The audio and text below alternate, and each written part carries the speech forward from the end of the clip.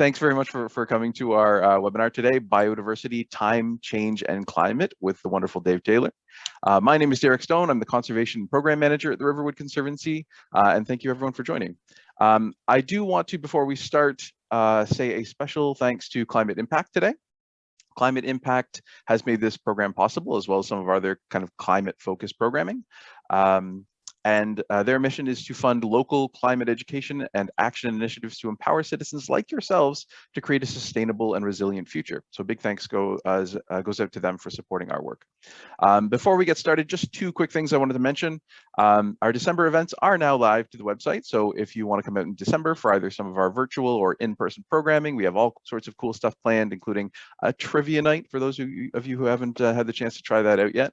Some beginner bird watching programs if you're just getting into the hobby, and some winter wildlife walks as well, which are a fun time. So come on out, have some fun. The second thing I do want to mention is that if you have the capacity to support our programs and protect Riverwood's wildlife right now, please consider donating. Right now, right up until the 31st of December, our holiday campaign is going on, and thanks to the generosity of Scouts Canada, all of donations made in that time frame will be matched dollar for dollar up to $15,000. So that means that if this is something you've considered in the past, maybe you're considering giving, this year you're going to double your impact. So it might be a good option to take a look at that this year.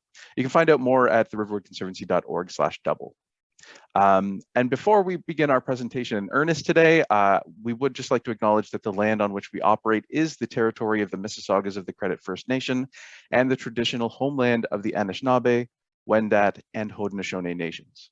This territory is covered by the Upper Canada's Treaty and is within the lands protected by the Dish with One Spoon Wampum Agreement. Today, this place is still home to many First Nations, Métis, and Inuit peoples, and we are grateful to have the opportunity to both live and work on this land. And maybe more than any other I know, Dave Taylor has worked and lived on this land at Riverwood. So today it's my pleasure to be able to introduce Dave, who is a wildlife photographer and the author of more than 40 books on wildlife and ecology. His most recent book, Black Bears, A Natural History, is available now and is a wonderful book. Dave also focuses his efforts on producing educational videos and material about wildlife for both the public and to support school curriculum. He has traveled throughout the world capturing nature with his camera, and he frequently visits Tanzania, where he guides wildlife safaris. Dave taught science and geography for more than 30 years and nature photography at Humber College for more than 25 years. And today is a consultant for the Riverwood Conservancy, and we are very lucky to have him there. So if you have any questions today, please feel free to type those into the Q&A, and we'll get to as many as we possibly can towards the end of the presentation. But all of that aside, I think I've covered everything, Dave. I think I'm going to pass it right on to you. Thanks everyone so much for joining us today, and thank you, Dave, for being here. Thanks, Derek, and welcome everybody. Just by a word of explanation, this is going to be slightly different from other presentations. You may notice the background behind me has changed. I'm working on an iPad as opposed to a computer. That's because we've had a loss of recently, just yesterday, a very dear family member, and my wife is very close to her, and they're doing the arrangements and whatnot. And I'm supporting my wife by bringing her into the city and doing what I can. And she's off doing her thing, and I am here. And I don't have a computer that works because for the last year and a half, my computer is set on a shelf, not being used, my laptop. And here I am on an iPad. And isn't technology wonderful? And I'll try not to screw it up. So there's not going to be any pictures. You're going to get to look at me the entire time. And that'll probably have some of you turning up right now. Anyhow, we're going to talk about wildlife and the impact of climate change on wildlife. So we call it climate change time, and we'll get back to that. So I want to start it by mentioning an animal that's very common. You probably see it in your backyard. Certainly you see it on walks, and that's the cottontail rabbit. Now, a cottontail rabbit, you wouldn't think it has an awful lot to do with climate change. They seem to be ubiquitous. They seem to be everywhere. But if we were to go back in time, even 400 years ago, and you were to be magically transported and you were able to visit an indigenous camp, or you were to go for a walk in the woods, you would not see cottontail rabbits. because there were none in Ontario. And they were here. If we went back 1,000, maybe 1,500 years ago, you would have seen cottontail rabbits. And we know this from a couple of sources, the archaeological source being the main one, where when they go into an archaeological site and they do an assessment and they look at the foods people were eating, the cottontail rabbits' bones are missing, but you'll find bones of deer and bear and elk and things, but not cottontail rabbit. And the disappearance of the cottontail from here was a climatic event. We had the Little Ice Age, which primarily affected northeastern North America and northern Europe. And animals that were not cold adapted, like the cottontail rabbit, retreated south into the Carolinian. The cottontail is really a Carolinian species. It likes sort of temperatures that are a little warmer than what we get and what we were getting in what we call the Little Ice Age. It wasn't an ice age, it was just a cold snap. And that, of course, is the same cold snap that came along, lasted since the Vikings pretty much arrived in Newfoundland until about 1850 or so. And that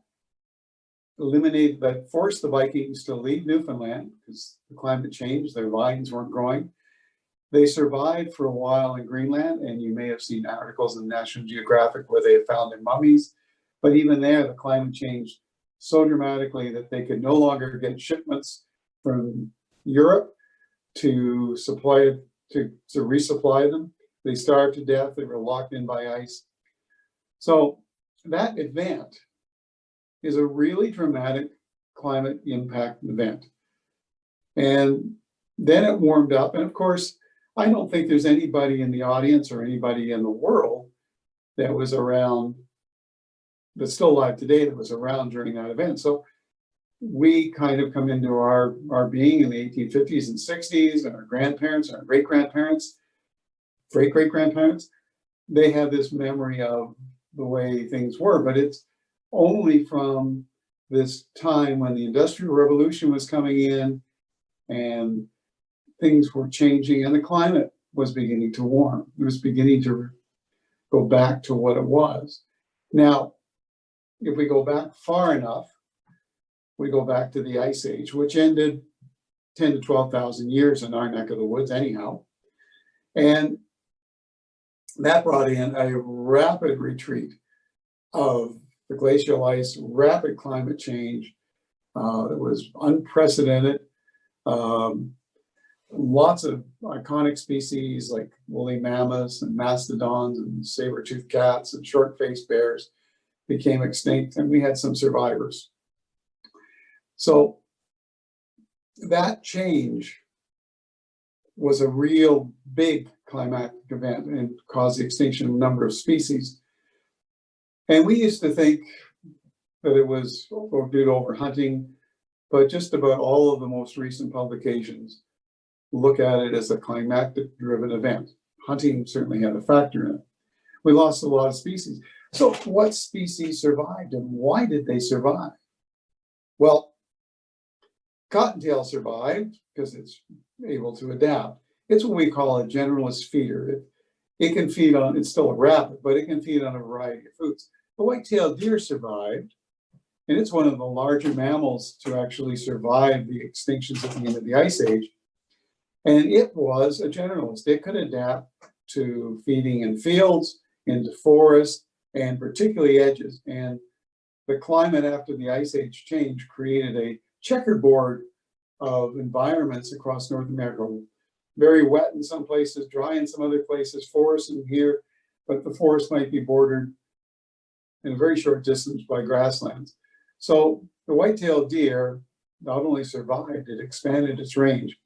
And if we look forward to today, the climate change that we are experiencing, which is basically a warming trend,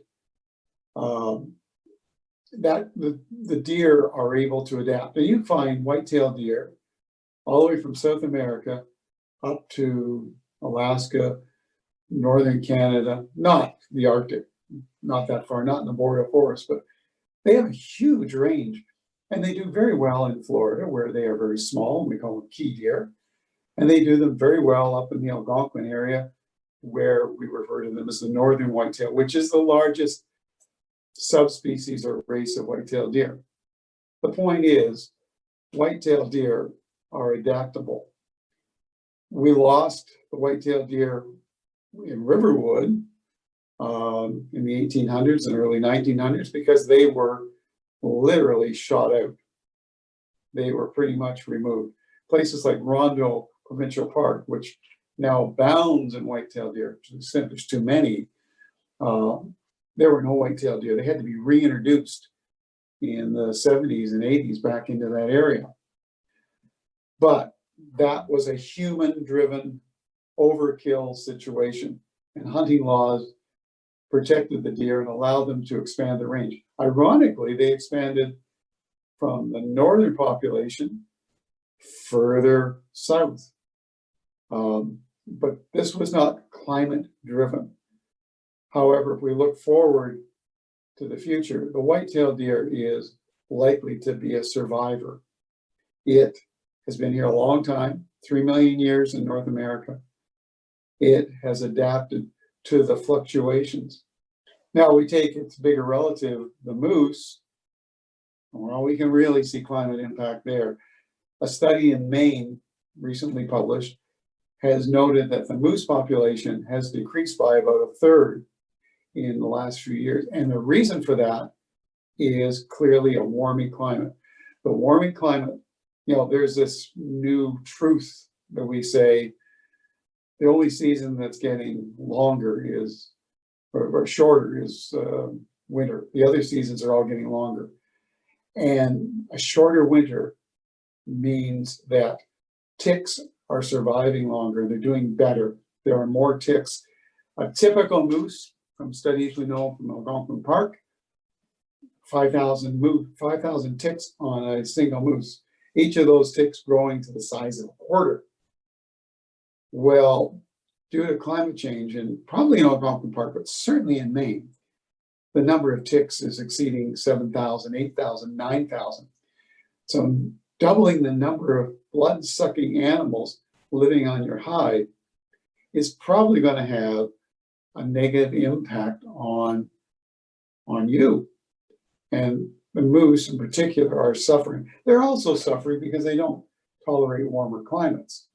So we don't get moose in southern Ontario, primarily not because of the loss of habitat, primarily because it's too warm for them. They like to have a certain snow depth, and they also don't do well where whitetail deer survive, but that's another story. So we have a definite connection between ticks, climate change, ticks, and moose. And certainly when I was up in Algonquin Park this year, moose were harder to find, harder to see. Now, I didn't spend a lot of time looking, but I spent a lot of time talking to other people, and that seems to be a general feeling. In Maine, we know that there is this definite connection between the ticks and the weather, the climate. Weather is what happens today. Climate is what happens over a long period of time. Now, when we talk about climate impact on wildlife, we have to think about not only the animals, but wildlife, according to the Ministry of Natural Resources, includes anything that is living in the wild, which ranges from fungi and plants right up to mammals like bears and wolves and things like that. Climate change is certainly going to impact our vegetation, let alone allowing for invasive species like garlic mustard to come in. But it's going to change the makeup of our forests. Now, our forests are not static. They're constantly changing. So after the Ice Age, where you live in southern Ontario, assuming most of you are in southern Ontario, it was basically a conifer forest.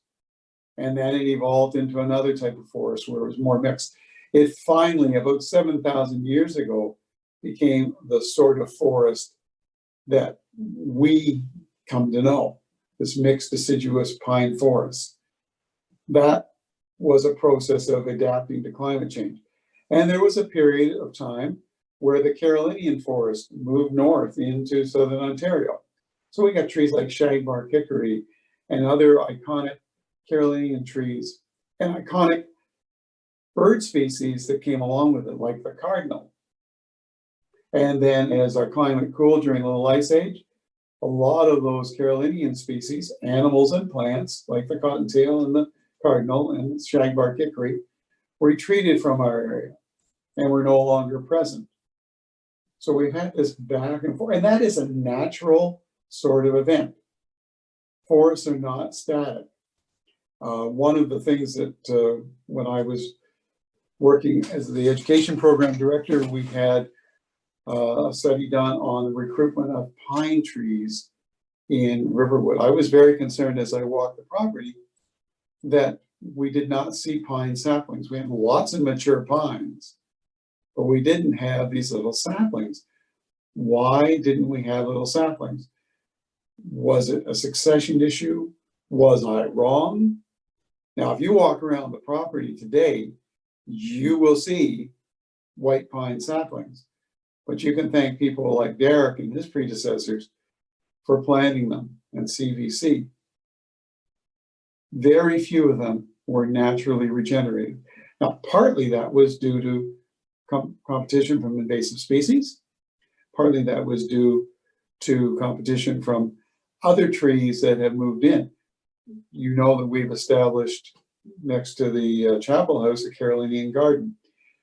That Carolinian Garden is not a garden in the sense that it's got cultivated plants. It's a garden in the sense that we are trying to recreate the Carolinian woodlot, and it's doing fine, which is an indication that maybe Riverwood is moving slowly into a more Carolinian type forest.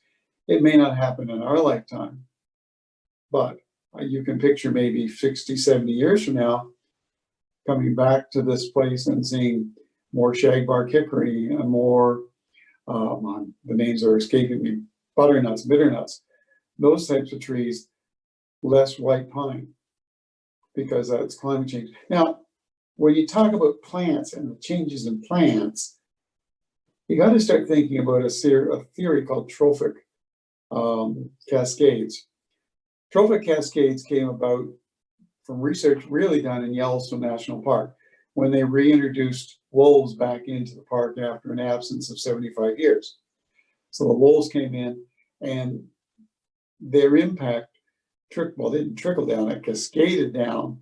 So elk were affected, beaver were affected, trout were affected, birds were affected, grizzly bears were affected. It had this whole thing.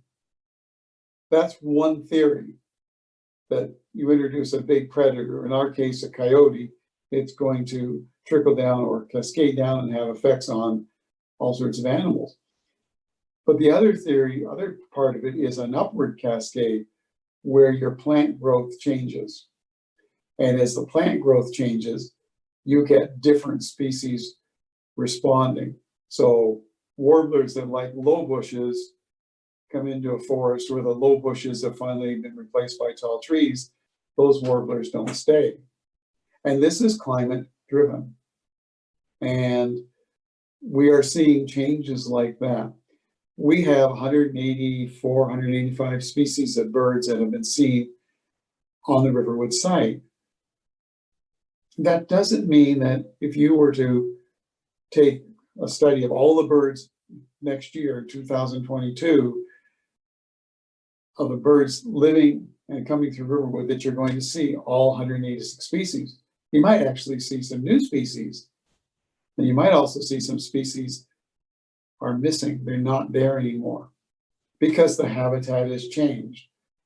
The McEwen property, where you go to the McEwen Garden, that is a climate impact right there. If you don't believe me, go stand on a hot summer day in the middle of the McEwen Garden and put your face up to the sun and feel the warmth, and then go into the forest and stand and face upwards, and you're going to feel the difference in temperature. Well, that's a climate impact that we've created. And gardens are wonderful, but it is an impact. And when you consider that in southern Ontario, it was an area completely covered by forest, and now it's down to about 10% or something. That has altered all sorts of things. It's altered the climate. So while we are really concerned about climate change now, we've been doing this for a while. You cut the forest, the wind has to blow across trees this high, it's that much cooler, it's going to drop more moisture. You get rid of the trees, the wind can now blow across the ground, and especially before the crops start to grow, it's sucking up moisture. So we have impacted the climate. In the case of the McEwen Garden, birds that would once have nested and flocked around there no longer do so because their habitat is gone. But we get pigeons and we get starlings and we get house sparrows. And our birders find a lot of the more interesting species in the forest. Now, one of the good things that we're doing that's helping wildlife and fighting climate change and the impact of climate change is we're planting trees. Mississauga has this plan to plant 1 million trees. I remember going to a meeting and one of the presenters was talking about, imagine that you no longer have a lawn. Lawns aren't really the best thing. For climate, they become heat islands, especially driveways. He envisioned that we no longer have lawns, but we're planting trees, lots of trees. We're restoring the forest to Mississauga. And we have done not a bad job of that. And there's proof of that in the fact that we can see Cooper's hawks just about anywhere in the city. Now, Cooper's hawks are a large hawk, but they're a hawk that specializes in hunting small songbirds, and they hunt them in the forest. And we have planted trees along our roads, we planted trees in backyards, we've reforested places like parts of Riverwood, parts of the river valley. We have made it possible for a Cooper's hawk to nest down in Port Credit and come up to Riverwood to hunt birds flying through forested habitat. And if we get on board with this and we start planting trees and letting them grow and mature, then we are going to be doing something to address habitat loss. We're creating better habitat. We're also addressing some of the concerns about climate change. We're trying to cool off our area, and it will work. It's just that it's going to take little saplings 30, 40 years, and it's got to happen worldwide. It's got to happen down in the Amazon. They've got to stop burning down the forests for cattle. And maybe we have to start changing the way we look at the foods that we eat. Maybe we have to alter our diets in order to accommodate a more sustainable world. And that will impact wildlife. You stop having cattle on the Great Plains and you put back bison. Well, bison are big cows in some people's minds, but bison can survive in really tough climates. They can survive in hot climates. They can survive in cold winter climates. And if you allow them, like the Bison's Commons idea, which is being talked about a lot, or this Yellowstone to Yukon plan, where they're going to create a string of national parks and wild areas and native reserves, all the way from Alaska right down to Colorado, where bison and wolves and grizzly bears are free to roam. That's going to have a very positive impact on climate because it's a natural ecosystem. It's a resilient ecosystem. Bison can respond to this kind of change better than a cow can, and having their natural predators there along with humans. The idea is that the indigenous people could return to harvesting bison and selling their meat to market. And we're talking there's 500,000 bison in the United States right now, most of which are on farms and ranches, we're talking maybe 1 million, maybe 2 million bison roaming free the way they used to, which to me, as a wildlife photographer and wildlife enthusiast, is an incredible thought. And I'd like to see that happen. So we are doing things that are positive. We're changing the world. But the other thing that you have to think about with climate impact is it's not the big things. You have your teenager and you smoke a cigarette. Well, that cigarette doesn't do anything to you. It doesn't make you cough, may make you turn green. But basically, so you smoke another cigarette. And over your lifetime, it accumulates until suddenly you're in a bad state health-wise. Well, in nature, that same concept, a little bit here and a little bit here and a little bit here and a little bit here, adds up, and it can create devastating effects. Most people aren't aware, but there's been an article published recently that the North Pole is moving 17 times faster than it did 30, 40 years ago. So the North Pole always shifts its position. So true north, compass north, is not always where we think the North Pole is. And the further it moves this way, the colder the climate can come. That's one of the theories behind ice ages. If it moves this way, warmer it can get. It's wobbling. And it's wobbling because the ice sheets are melting. And because the ice sheets are melting, the North Pole is fluctuating more. There is also, the ice sheets by melting puts on less weight on the North Pole. There's less weight on the land too. And as the land bounces back, that's changing things. There's more erosion going into the ocean, which is putting more weight on the continental divides and crusts. And that might very well lead to more earthquakes and more volcanic activity. And this is always building up, a little bit at a time. And that can really change our habitats. In fact, wildlife, the tundra is retreating. As it's melting back, it's releasing gases into the atmosphere, which can be harmful to humans, certainly to life. And there's some really good examples of where they've had these explosions of gas in the Siberian tundra. You should look that up. It's quite scary. And it's carbon gas that's being released.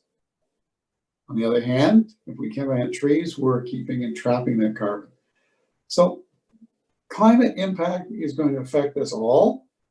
And the other thing that I will end my portion of the talk before I take questions is nature is never in balance. It's always seeking to balance. So if there are more wolves, there are fewer deer. If there are more deer, and if the wolves then can't feed, they start to fall off and there's more deer. So you get this kind of balance. There's this yin and this yang to nature. The more the climate warms, the more likely you're going to have the opposite effect. It may not happen in our lifetime, and basically we are concerned about our lifetime. But it's going to eventually balance out. Nature just works that way. We might be extinct. I like that ad with the dinosaur that comes in and speaks to the UN. I think the dinosaur is Blue from the Jurassic Park series. And he gets up on the podium and he talks and he says, you know, the dinosaurs didn't have any excuse for going extinct. We could control climate, but you people, you're creating your own extinction event and you ought to smarten up. And I think that's a really powerful message. And if you haven't seen that commercial, I'm sure you can find it on YouTube. It's really well done and an important message. So I'll conclude my talk by saying we are in a situation where there's going to be winners and losers. There are some species, probably white-tailed deer, coyotes, black bear, they're going to do okay. Other species like polar bear, will probably not do as well. They may find a way out of it, but they're probably going to be under some pressure. Songbirds are going to find that their habitat's changing. But songbirds are really more adaptive than we thought. 10 years ago, we were really worried that the songbirds came north into Ontario because of a warming climate, they would come before the insects had hatched. Well, that hasn't happened. They've figured out ways of doing that. The example I would use is a loon, which is not a songbird, but every spring we have loons appear in Lake Ontario, and they rest there, and then they fly out in the morning to see if the lakes are thawed, and if they're not thawed, they come back. Nature, like the movie says in Jurassic Park, obviously is a movie I've enjoyed. Nature, life will find a way. And some of that might necessarily not be good for us, but life probably will continue long after we're gone. It would just be nice if we were smart enough to correct it and make sure that all life, including us, lasts for a much longer time. So at this point, Derek, I'm going to turn it back to you and we'll take some questions. What a note to end on. Absolutely, Dave. Thanks very much for that. Wonderful. So yeah, we do have a couple of questions here. The first is one of the interesting things about climate change is that it is supposed to create more precipitation. Can this be seen at Riverwood as well? Have you been down to the Column Trail? We have a real problem with flooding in our river valleys. It's not just the Credit River, it's the Don, it's the Humber. They've all had major flooding events. And you see that out west right now and out east. You see it in California. Flooding is one of the major effects. And a lot of people don't know, and I don't even think you were here, Derek, for these 7 years. We had a 7-year drought in Mississauga, 7 years of drought. That's lower than average rainfall. And the forest was tinder dry, and we had rain, we had some snow, but we did not have the normal amount of rainfall. That normal being what we experienced the last, since 1930s. And it was a big concern. We were concerned about fire. But the other thing is, when you get a prolonged drought, you also get land that dries up and gets very compacted. And when the rain falls, it has a tendency to run off rather than soak in. And you also have a loss of trees and forest cover. The rain is able to hit harder, do more damage, more erosion. So yeah, we have a real problem with flooding. Flooding is one of the big things, and it impacts wildlife. You can see on the Credit River, we used to have a beaver that nested along the Column Trail, and people would see its lodge. That got washed away, and the beaver doesn't go there anymore. Well, didn't kill the beaver probably, but it and there was one last year that got washed away too, and down in Arendelle. So these flooding events are affecting wildlife. They're affecting people. Fortunately, after Hurricane Hazel, we were smart enough to tell people not to live in the floodplains. That was a smart move. But Hurricane Hazel was a once in a 100-year event. Those once in a 100-year events are now happening once every 25 years, 50 years, maybe 10 years. That river of water that's hitting BC and the East Coast, that used to be a once in a 1,000-year event. And it's happening far more often. California used to burn regularly. Now it's burning far worse because it's far drier. And then it gets rain and everything washes down and it's really bad. So yeah, we certainly have that effect here at Riverwood. Yes, we've certainly seen it. You're right, Dave. Janet, just to hop onto that, Janet says that one way to help conserve water is to create a rain garden. Redirect the water from your eavesdrops so it doesn't go into the sewer. Absolutely, it's a great suggestion if you're doing proper kind of green gardening. And the more we do of that stuff, the better off. The more trees we plant, the more rain gardens we plant, the more we do anything to help change the environment positively is good. The little things. It's like that cigarette. cigarette's bad for you. Creating a rain garden is good. And if more of us do it over time, it will have a positive effect. Wonderful message. Sure. Thank you very much, Dave. We don't have too many of these at Riverwood, but there is a question about how polar bears are looking at in terms of climate change. Like how are they doing, Dave? They are doing what polar bears have done in the past when they've had climate change issues. They are finding appropriate mates, and the mates happen to be grizzly bears. So we're getting this new species or new critter called a frizzle, which is a mixture of polar bear and grizzly bear. And when one was shot a few years ago, it was in National or Canadian Geographic, and it's made other places. It was a big deal. And the DNA testing showed that this funny colored, light colored grizzly bear was in fact a mixture of a polar bear and a grizzly bear. Well, when they started to do analysis of the DNA of polar bears, as we've gotten better and better at that kind of stuff, they can see that there have been these bottlenecks before where grizzly bears and polar bears have bred. But it gets even worse or more interesting. They can see that when black bears have bred with other types of bears. In fact, there isn't a bear species around that hasn't had some hanky-panky with another species. But wait, there's more. Look in the mirror. Our species has had hanky-panky with other species too. We know that if you're European, you probably have 3% Neanderthal DNA. But then there's the Dawsonians, I think I'm saying that wrong. We don't even know very much about them, but their DNA is in some people, a very small percentage. So we know that human beings, as Homo sapiens, our species, as it pioneered across the world, hit bottlenecks, and sometimes in those bottlenecks, it crossbred with other species of human beings. So one of the responses to bottlenecks and reducing the number of polar bears is going to create a bottleneck is to find something that you can breed with.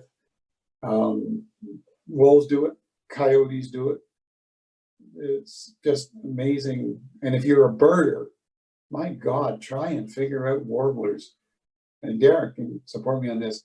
There are warblers, and then there are warblers that are cross-species, crossbred with other warblers who have crossbred with another warbler, and the list goes on. And I think it was really the birder DNA studies that I think drove a lot of this new findings.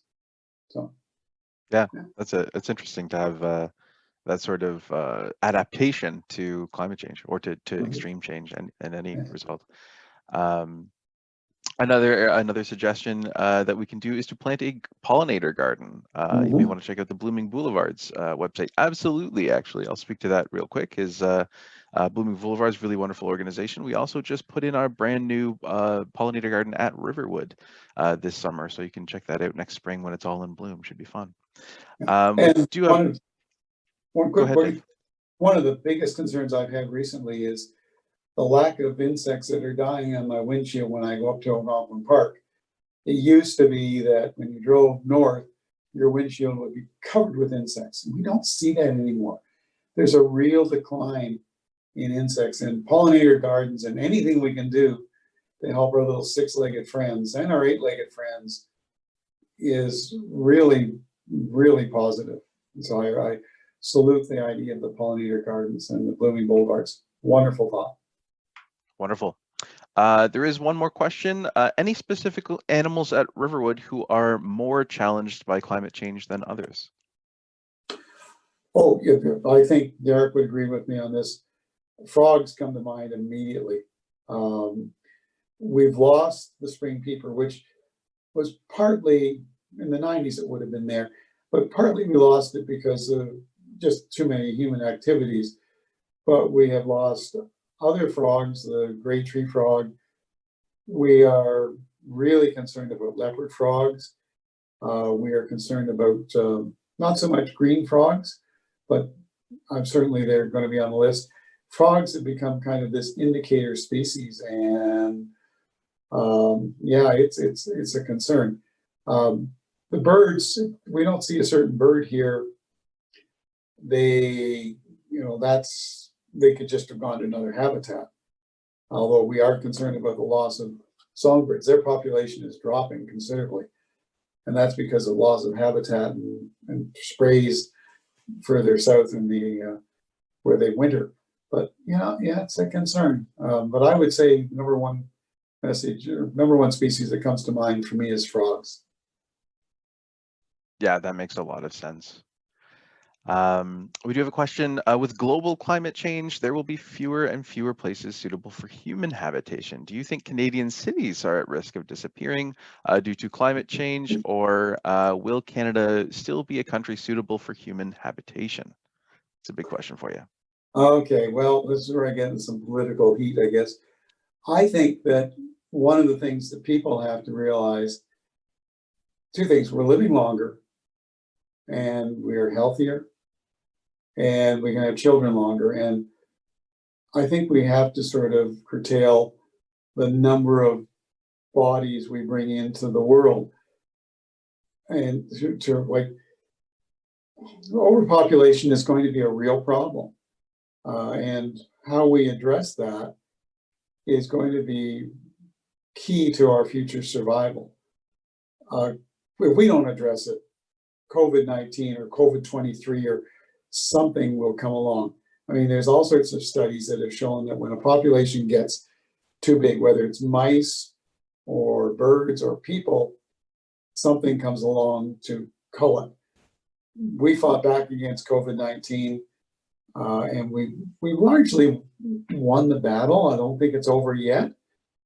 But if we don't start to realistically control our population growth, and that means some fundamental changes in the way we deal with our economy. And I am not an economist, but our economy is based on selling or building a refrigerator and having more and more people want to buy that refrigerator.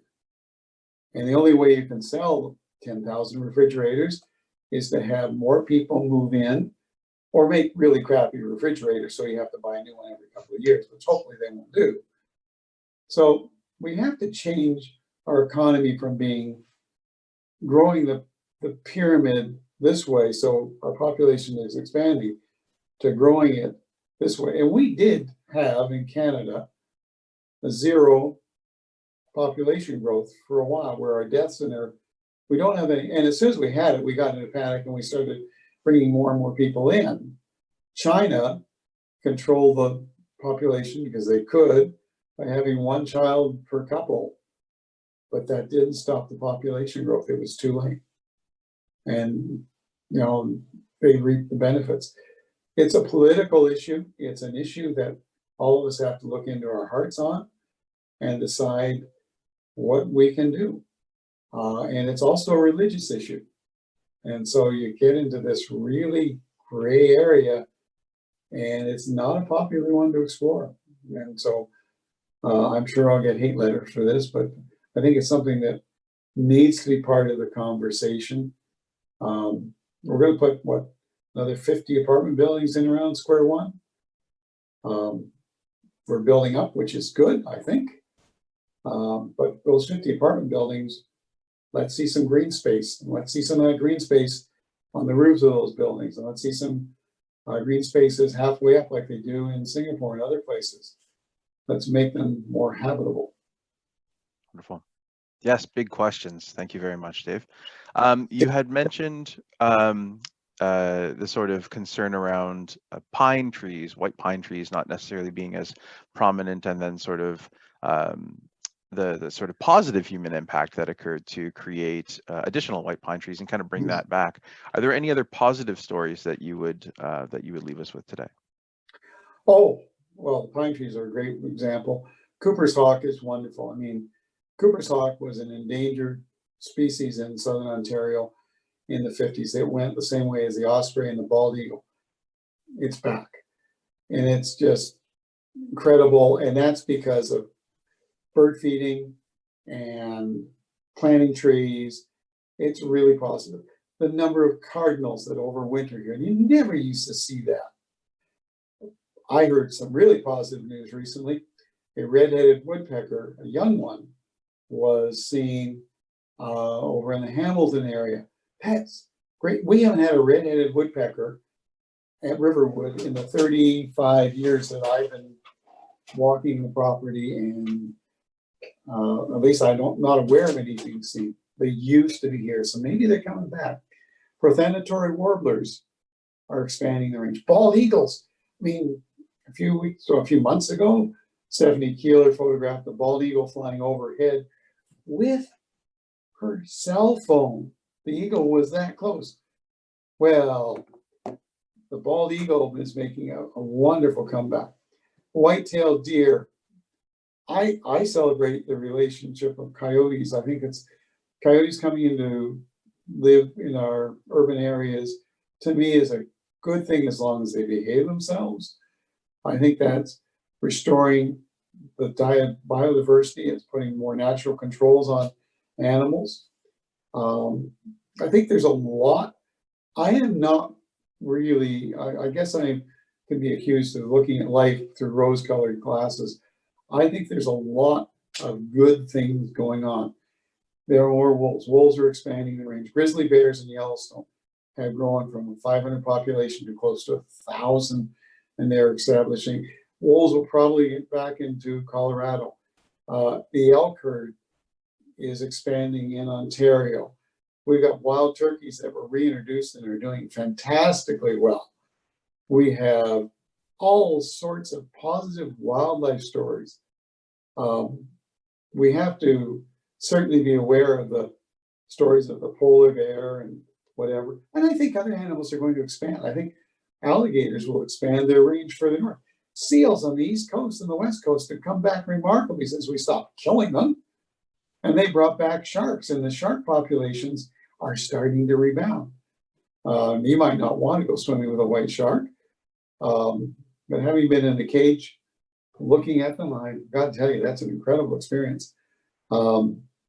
There's as a wildlife photographer, as a wildlife author, as a wildlife aficionado, I could not have lived at a better time in the world's history. I have been able to go to Africa on safari, and I've been able to go to South America and North America, and there's places I still would like to go, but you couldn't have done 50, 60 years ago. There weren't the wildebeest herds in East Africa in the 1950s there are today. Now we have a lot of tragic stories. We're losing lion populations are down, things like that, but there's a lot to celebrate. And I think one of the things that gives me the greatest hope is the biggest sporting activity that surpassed golf and all sorts of other things is birding. And that to me is just incredible, because birds, people are going to looking at birds, but they're going to be appreciating nature. And I really applaud that. So I'm more of an optimist than a pessimist. I think climate change is going to have some serious impacts, but I think there's a lot of good, but we have to make sure that we continue to do the good. Dave, as always, thank you so much for being here. That was a wonderful presentation. I'll give you the last word. Anything last that you want to say? Just thank you for coming. Do what you can. If you want to support the Riverwood Conservancy, not me personally, you can buy copies of the Black Bear book. I would be happy to come over and sign them. And that money goes to the Riverwood Conservancy to support their work. And I get nothing out of it. They've already bought them, and there's nothing more in it for me. But it's a way of supporting. And if you don't want to buy my book, buy some of the wildflower books by Nina, and they're really good value too. Makes a great Christmas gift, and you'd be supporting the Riverwood. And I encourage you, take advantage of, putting $1 in and getting a $2 donation to Riverwood Conservancy. That is a wonderful idea. And I suppose they can come and have us wrap their gifts at Mary Mills Town Center and make a donation that way too, right? There, is that? You got it, yeah. Absolutely, all through December. Yeah. Support the Riverwood Conservancy where you can. That would be really good. Thank you so much, Dave. I like that last word. Thank you again so much, everyone, for coming out today. Thank you. And we'll Take see care. you at the next one. Thanks, Bye-bye. Derek. Bye-bye. You got it.